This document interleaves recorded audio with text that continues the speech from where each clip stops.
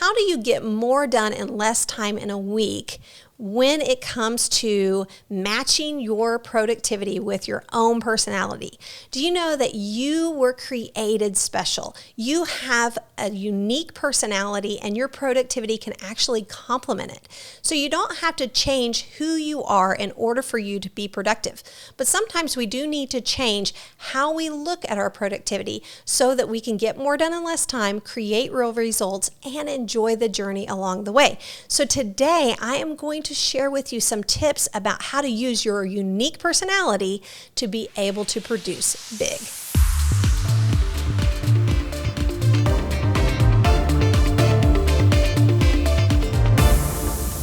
Welcome to the All Small Productivity Podcast. If you are watching on YouTube or you are listening on your favorite podcast venue, we are so excited that you are here today.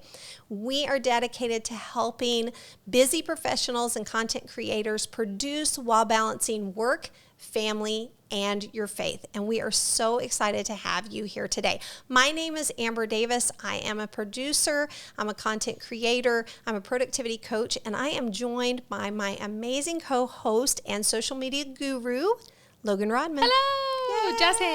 Jesse. Jesse. I always do that. Hello. Yay. And today we're drinking hot tea or coffee. I have coffee.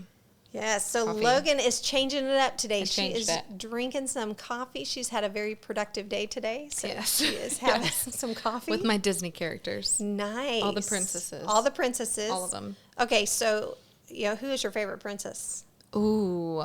Okay, well, probably my favorite princess movie is Tangled.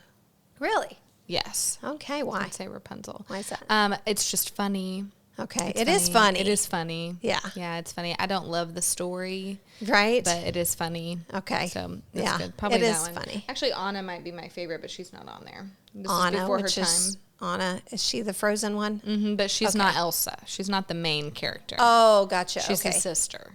She's the sister. Okay, sister, yeah. yeah. She's the funny one, and everybody likes her. Yeah. And she's, right. Yeah. The other one is just kind of... She's cold. She's cold, icy, and she's kind of intimidating. Yeah. Yeah. Yeah. We're talking about personalities Yeah. today. Yeah, She she has is. got a personality. She does have a personality. Yeah. We just talk about how she complains about everything. And Right. I don't love that. That's funny. Any of the princesses, like, when you start watching them now. Right. When's the last time you saw a Disney princess movie? It's been a while. Yeah. It's been a bit. Well, Yeah.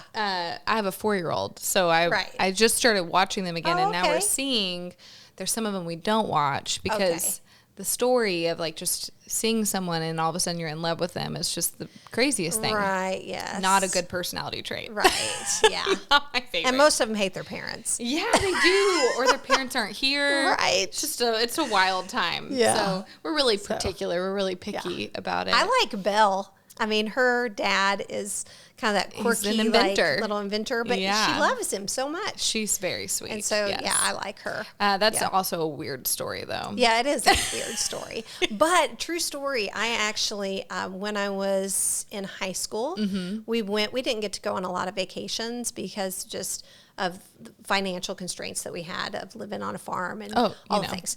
But we did go to Florida my senior year, and we went to Disney, and we went to Epcot Center, and I think it was in Epcot Center where we took a tour from behind the scenes of where the animators were creating the Disney classics. Cool.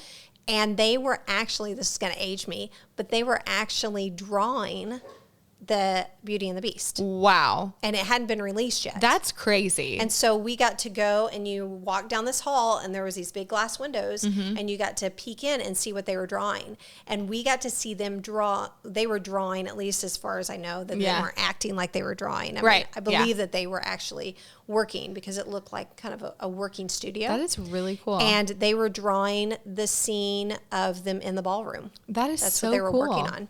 That is neat. Yeah, they brought up some of the sketches to the window and To showed show us you. the sketches. And here it is. Yeah, Very and this was famous Disney before- movie. Yeah, before it even released. That's really cool. So, yeah. I've never been to Disney. Yeah. Yeah. It's interesting. I mean, I went a long time ago. Yeah. So it was, Yeah. I haven't been back since. Because you got to have a second mortgage on your home to go to Disney. Sure.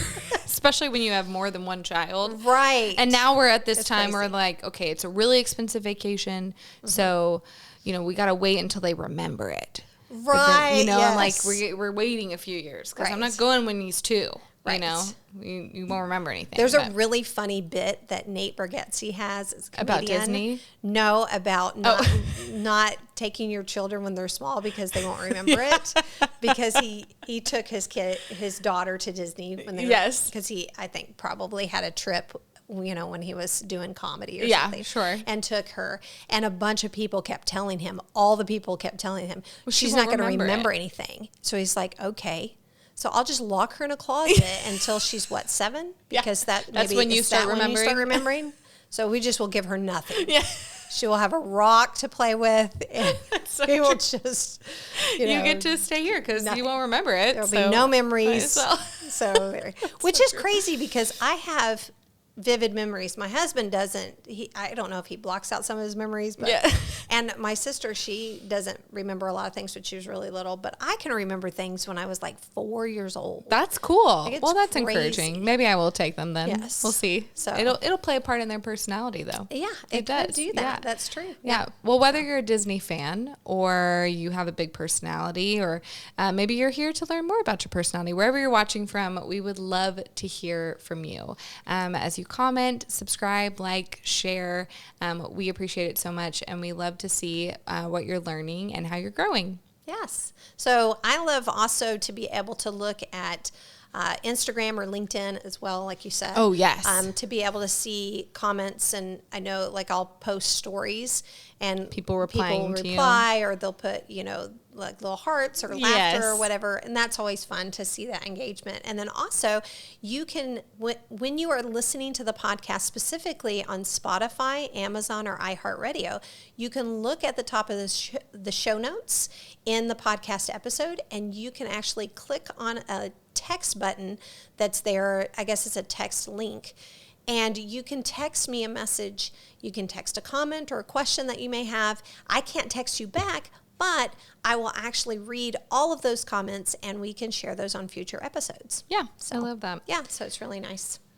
I know you also have your productivity checklist. Right. Yes. And that's at amberanddavis.com. So if you head there, she sends weekly tips, and they're like some of my favorite emails. Oh, truly. Every Sunday I'm like, yes, I got my email from Amber, and it helps me right. so much.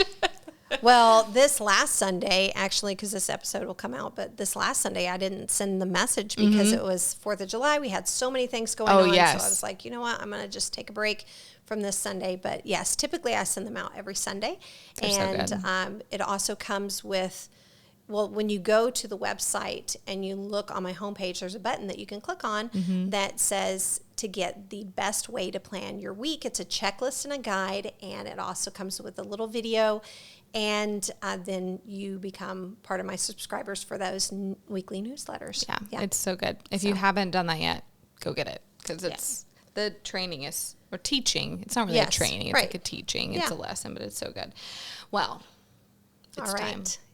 Not so rapid fire fun question time. Man, we're getting so good at that. We nailed it. Okay, so the question today is, what kind of personality do you have? Okay. Is there, are there different types of personalities? Yeah. Okay. So there are different types of personality tests that people can take. Okay. I mean, there's all kinds of different tests that you can take out there. And they're like, what kind of animal are you? Or what kind of. Oh, like your Enneagram and stuff? Is that a personality test? Enneagram is a personality test. There's Myers-Briggs. There's DISC. I've never done any of them. Yeah, all kinds of personality tests. And working in human resources for years under the umbrella of human resources for training and development, I've taken all kinds of personality tests. Sure. I've administered many personality tests. And so a couple of like pros and cons when it comes to that is that the pros are that you learn about yourself and who you are, so that you can better be understanding of how other people are and how I think that's the biggest benefit of personality tests is, yes, to kind of learn what your strengths and weaknesses are, and what kind of personality are you putting out into the world. Sure. But mostly the biggest benefit is that putting your personality out into the world, how is that affecting other people? How do other people's personalities interact with you, so that you can be able to be more understanding of people in general? Because God created us all uniquely different, and we've got to be understanding of that. Yeah. And so it helps our perspective widen instead of be so narrow focused in our own perspective. Yeah. It really helps to widen. I mean, you have kids, so you know that they have different personalities. Totally they different. react differently. Right. You know, one from a boy and a girl, or just because they have a different bent or a different style or approach on how they go after things. So there are different kinds of personality tests. My favorite personality test, after all of the years of going through all these personality tests, is actually by a lady, and I have the book here, and it's called Personality Plus, and I highly recommend it. This book came out in, I think, 1983 or 1984, so it has been around for a long time. And her name is Florence Latour, is how I think you pronounce it. French? Maybe, but she is she's English speaking, but I think I'm pretty sure she's American. But Florence Latour, Personality Plus, and the book is sold more than 1 million copies. Oh wow! The thing that I really like about her as a Christian is that she's a Christian, and so a lot of times the personality tests, the personality philosophies, that they really get into self-focused. Yes. And they also, and this is just my own personal opinion about it, but they also frame you in a box. And sometimes that personality, it's like a personality box that you are trapped in. And then that means that you have to react these certain ways, right, because your personality says that, right, or it's a self-fulfilling prophecy of that. I know that this is how my personality is, so I choose not to do certain things because of my personality, or I choose to do certain things because of my personality, or I react to people out of the fact that I already know this about me, so I'm going to go ahead and like proactively act out of that personality, and that could be a good thing, but it could not be a good thing if it's being forced. So that's the only thing that I don't like about them. And the thing that I do like about Florence Latour is that she gives room for the Holy Spirit. So her whole mindset is about these 4 personalities that she has, really that came from Greek philosophy. There's 4 different personalities that came from that, and then what she did is she took those personalities that came from philosophers during Greek times, and she formulated them in a way that gives strengths and weaknesses. Right. But the whole book is written in a way that you are encouraged by your personality.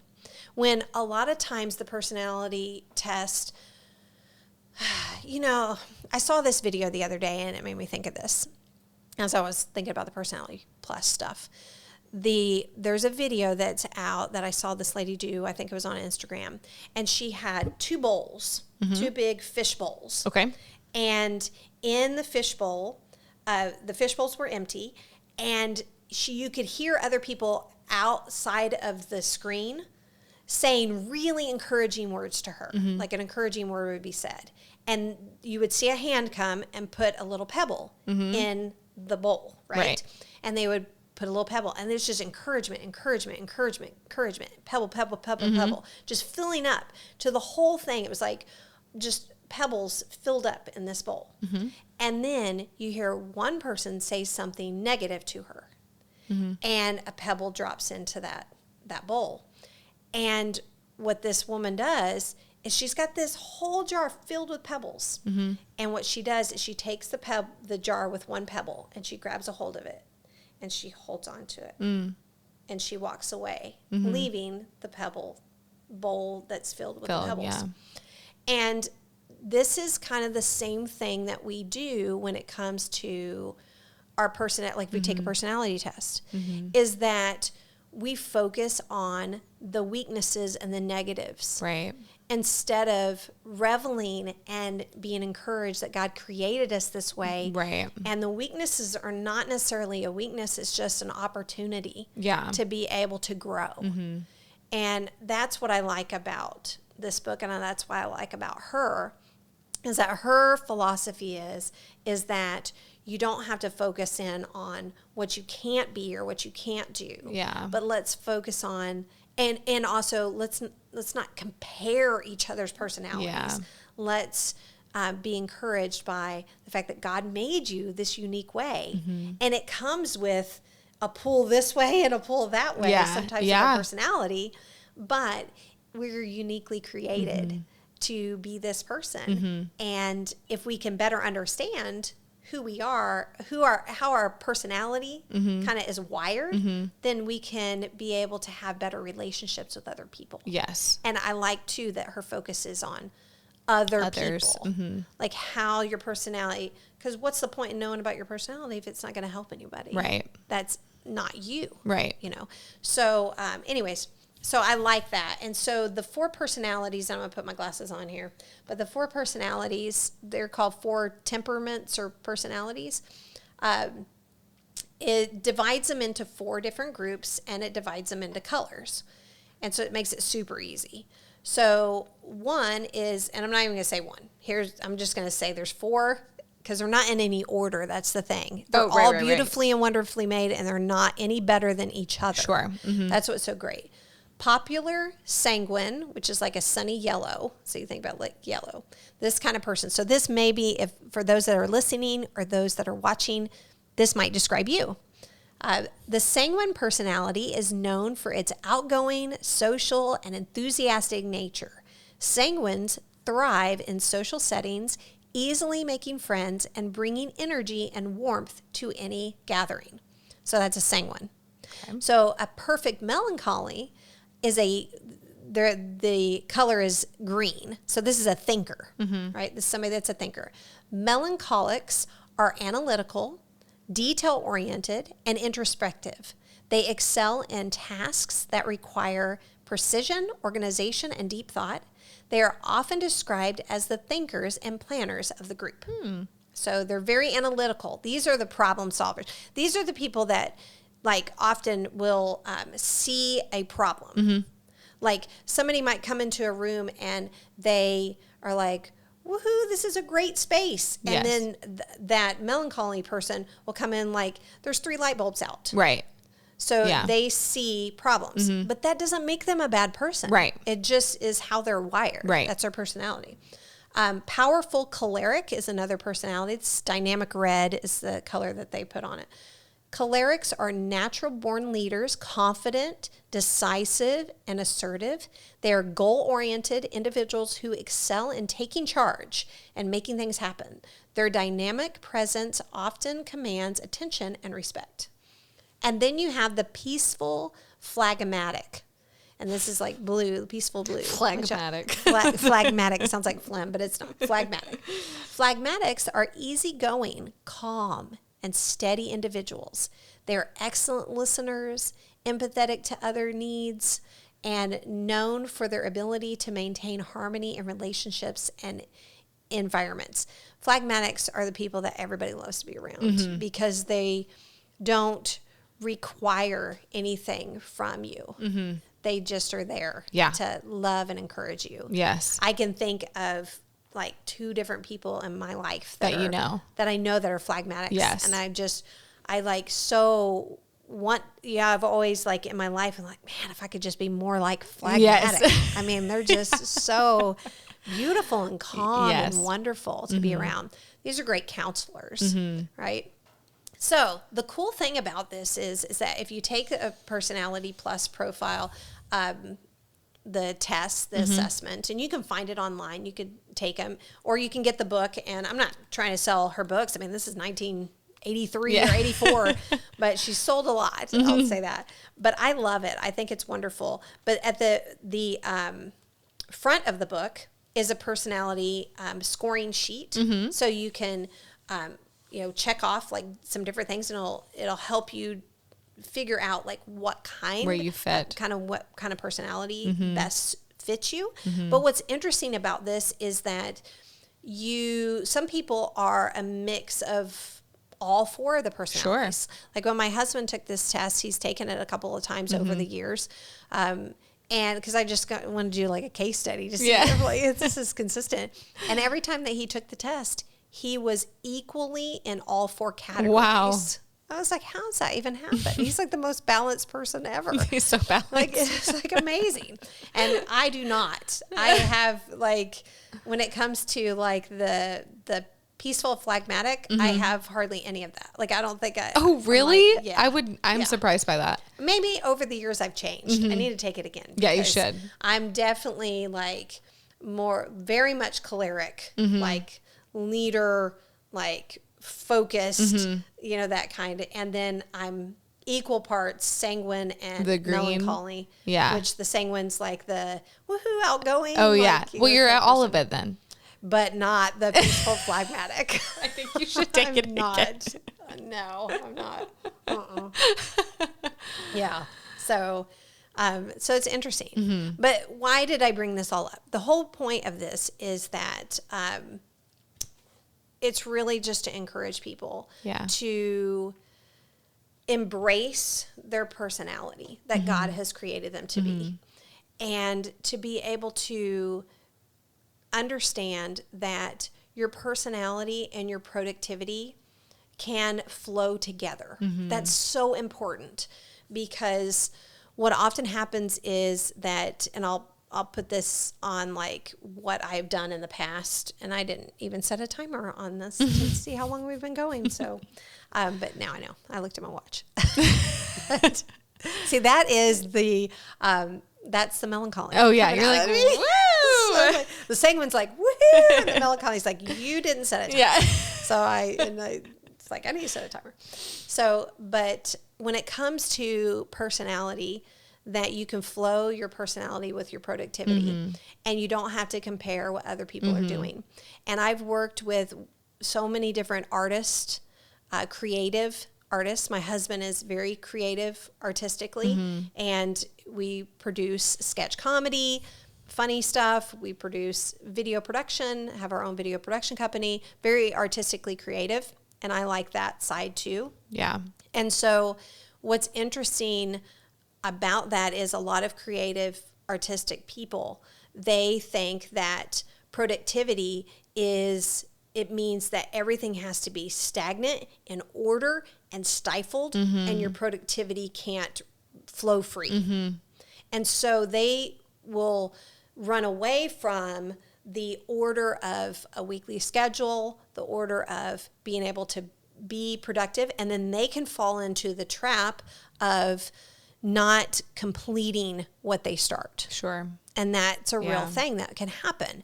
And on the flip side of that, total opposite here, is the more like orderly type person can fall into the trap of over planning. Right. And overthinking, analytical. That melancholy is very analytical.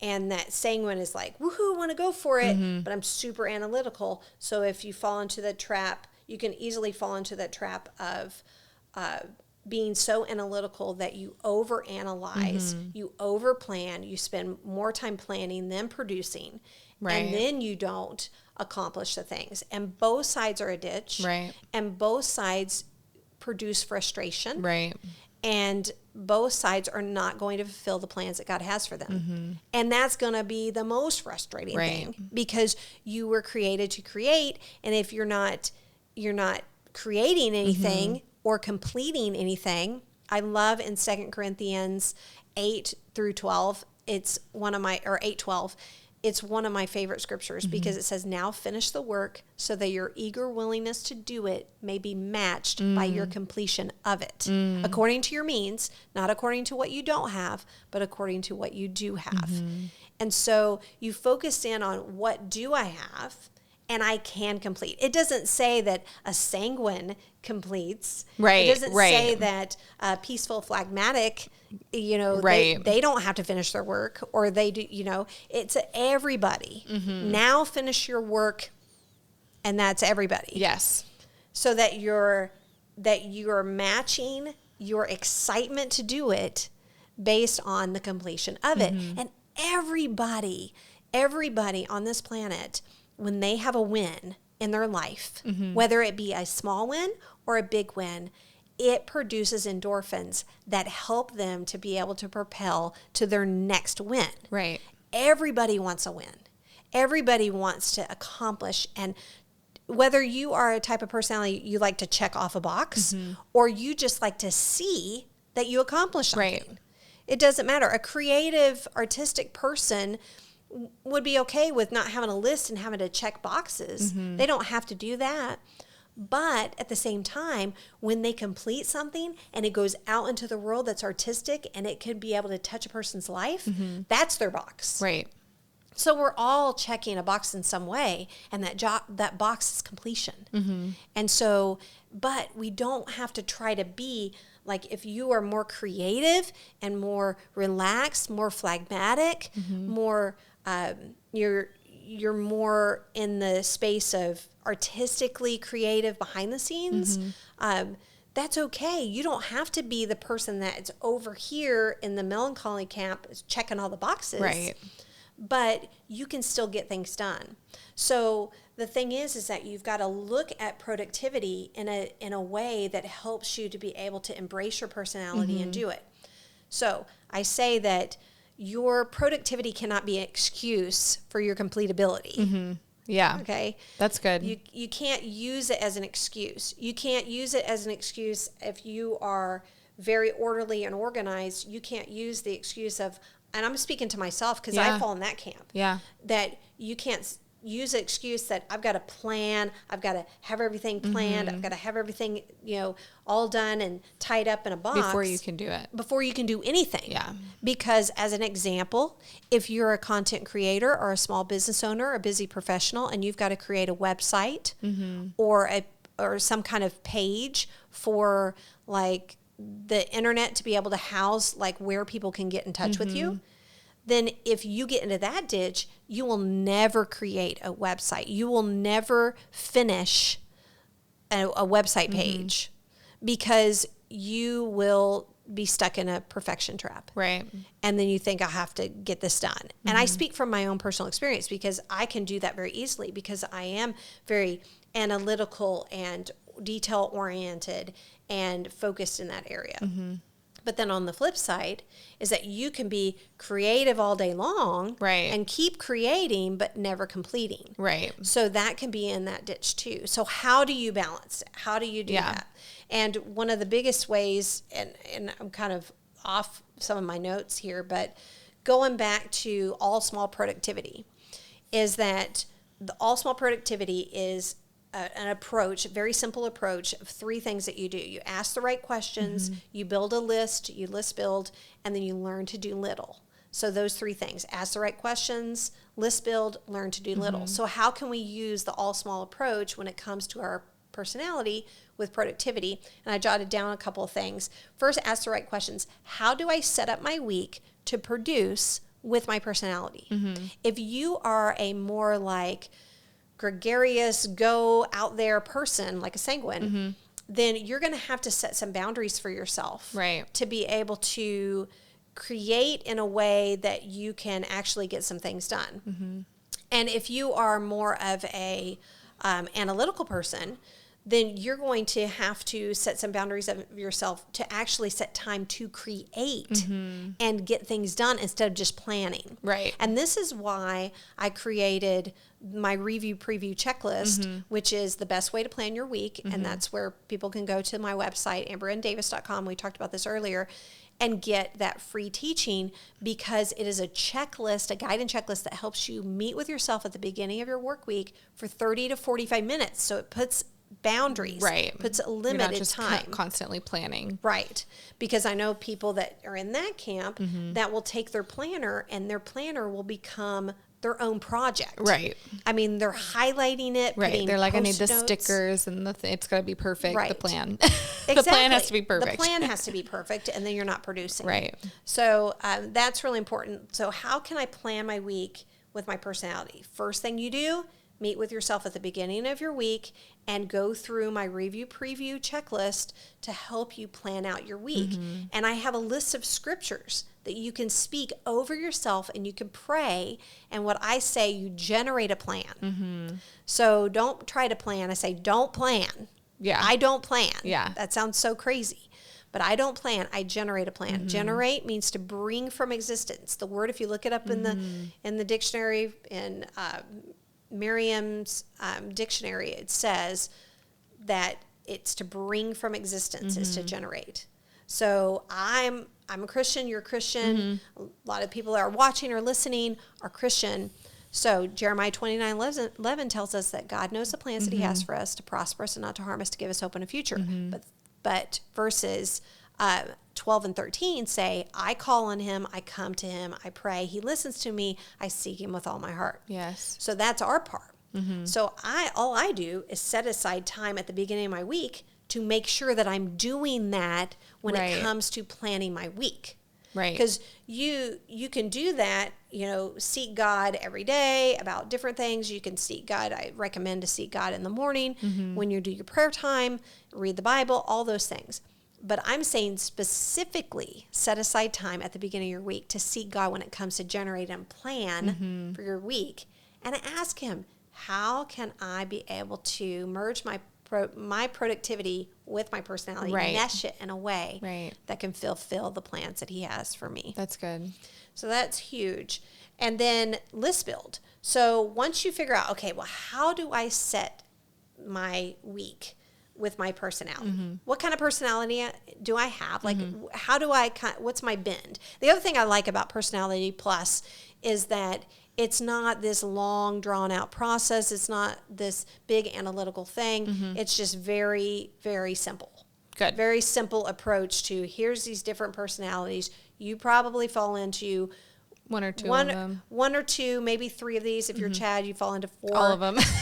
So, but then it can kind of help you to figure out, okay, I know that I'm more like this, and so I can be able to adapt in a way my schedule to make sure that my personality is coming across well.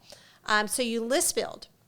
Make a list of the things that you need to accomplish each week. Categorize these lists. So I recommend get a notepad and make a list of all the things that you need. Like, just dump it out of your brain. You don't have to do this during your review preview time because it'll take too long. Yeah. Set aside different time to just make a list. Say, what do I need to accomplish this week? Maybe do it on a Friday if you're going to do your review preview on a Sunday. So just make a list. What do I need to accomplish in a week? And I want you to break it up into 4 different categories. So take a sheet of paper and divide it into 4 different categories. One category is chores, and then the other category is, well, I'd say you could do it in 3 categories. You could do chores, projects, dreams. So chores are all those responsibility things that you have to do, whether it be for work or whether it has to be for personal, because your life is meshed. Right. This whole idea of having a to-do list for work and a to-do list for personal, it'll drive you crazy. Right. Your life is one life. So you should have one big to-do list. That's good. And then you make small, little 3 to 5 sheet off of that big to-do list of what you needed to accomplish every day. So I recommend, I love, my dad would always say, before he goes to bed, he writes down on a notepad 3 things that he needs to accomplish the next day. So he may have a larger to-do list, but he just jots down 3 things on a notepad. Here's what I need to accomplish tomorrow, based on that big to-do list that you made for the week. Right. So that can help. But to be able to list build, to make that list of, okay, here's all the chores that I know that I need to accomplish this week, or weekly in general. This helps you to be able to formulate your week in general. Here's the chores I have to accomplish in 1 week. Here's the projects that I'm working on right now in my life that need to be worked on weekly, that I need to work on these projects weekly. And then here's some dreams that I want to accomplish. And I say weekly, and I'll come back to that, because you do want to have like some dreams. Like, let's say you want to write a book. Let's say that you're starting a business, or let's say that you want to produce more content for your social media accounts. Right. Whatever that dream is that you're working on that you want to do, you have that on there. Then what you do is that you can break this down, and this is learn to do little. So ask the right questions. First thing when it comes to productivity, ask the right questions, list build, and then learn to do little. So here are 3 things that you could do to learn to do little once you have that big list made. Number 1, name your days. Look at your week and name your days. So you can name your day. I like using alliterations. Yeah. So name the day. Wednesday could be Website Wednesday if you're working on websites. Like you want to adjust your website or tweak or talk to the person that does your website. Right. Or your web presence, if that is not a site, but maybe it's your Instagram account or your social media, whatever. So Website Wednesday. It could be, and I make them all where it's Website Wednesday wood, like wiping the wood in the house. Could be another one. To be wisdom, get wisdom. Go to church on Wednesday night to get wisdom. Yes. And at our church, we have great teaching on Wednesday night that's really focused on more leadership training. Right. And so, that Wednesday. Maybe Friday is Financial Fridays. I call it Financial Fridays. I do fans on Fridays and floors. Fun Friday. I have Fun Family Friday. Do that. My daughter came to me years ago and said, "Mom, I really don't want to do toilets and tiles on Tuesday because I have school that we go to on Tuesday for our homeschool tutorial." Which also starts with a T. Yeah. And she's like, I really think I should do it on Friday. Yeah. It's like, okay, we'll call it Faucet Fridays, and you do it on Fridays. But you name the day, make it fun. Make it fun, but you name the day, and then you don't have to have a big giant chore list. If you hate chore lists, don't have a chore list. Just name the day. Yes. The day or week. So that's just one tip. Another tip is to block your time. So have your time blocked so that you have on Thursdays is my creative day, and I block time for creative writing. I block time for creative video production. Right. But you block time, and that time could be 1 to 3 hours, or it could be 2 hours. Yes. But you're blocking out your time on certain days. It's called time blocking. Another thing you could do is batch your projects. So that's another way to be able to help your personality to be able to batch projects. Right. If you know that you are very creative on a certain day, that you find that when your kids are at school, you're more creative, or when you have a person come into your house to watch your kids for you, or if your husband or spouse is not there at night at a certain time, or the kids go to bed, or whatever it is, if you find yourself that you're more creative on a certain time frame, then you batch. Right. Do 5 videos for your content creation that time. Or write a full chapter of your book that you're working on, or do a lot of research on that time. If you, and there's certain times of the day that you notice that your personality does different. A lot of people are like, well, you got to get up in the morning and exercise. Well, for years that didn't work for me. Right. It didn't work for my schedule with my family, and it may not work with your personality. If somebody's, nowadays I do get up earlier and I do work out in the morning. But if your personality is more like you at 2:00 in the afternoon, you find you're lagging and you have the flexibility to exercise at 2:00 in the afternoon. That's what I do. Yeah. Yeah. Then do that. Yeah. And it's okay. Well, for me, it's nap time. Right. So that's when it works. That's right. Yeah. And not nap time for you, but for your kids. Yeah, unfortunately.